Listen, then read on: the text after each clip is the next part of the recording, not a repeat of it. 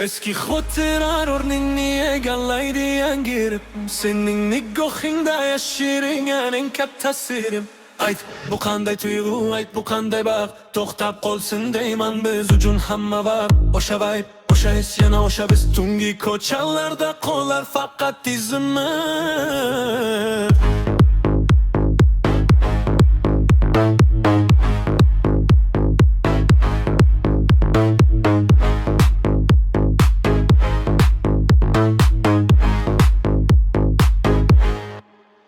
Tungi shahar, chiroqlar aks tushar ko'zimda.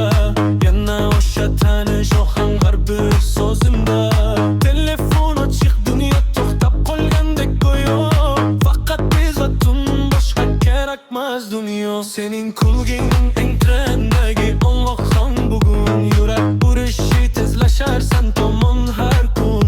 Eski xotiralar o'rnini egallaydi yangi rip. Sening nigohingda yashiringan eng katta sirim. Storylarga sig'mas bu lahzaning hislari. Yurakda qolar o'sha vibe'ning iliq izlari. Aslar uradi qalbimiz bir xil urmoqda. Bu hayot biz uchun yangi sahifa qurmoqda. Ayt, bu qanday tuyg'u, ayt, bu qanday baxt. To'xtab qolsin deyman biz uchun hamma vaqt. O'sha vibe, o'sha his, yana o'sha biz. Tungi ko'chalarda qolar faqat izimiz.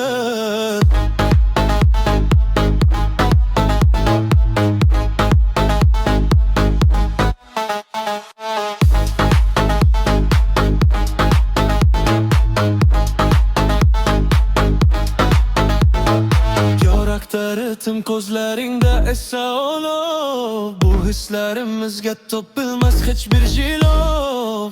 O'sha vibe, o'sha his, yana o'sha biz. Bu dunyoda qo'yoq faqat ikkimiz.